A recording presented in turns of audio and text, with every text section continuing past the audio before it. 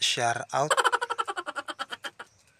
share out, shout, shout, shout out, shy out. Huwag mong subukan. Masisira ang buhay mo. Shout out nga pala sa lahat po pala mga kamasters natin dyan.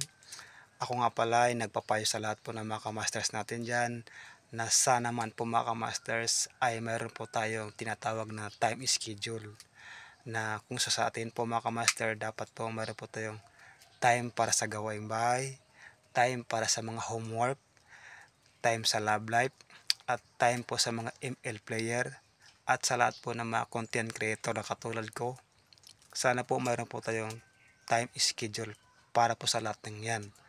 Hindi na po tayo makakagawa ng gawaing bahay, gawa nga na lagi tayo naka-online. At hindi natin magawa-gawa yung mga homework natin dahil nanonood tayo ng TikTok o ano pa man na pinapanood natin sa ating ngayong ginagawa. Ang po lang po ni Kamasters, mayroon lang po tayo mga time schedule para hindi po ma-stress ang ating isip na ito gawin ko, ganyan.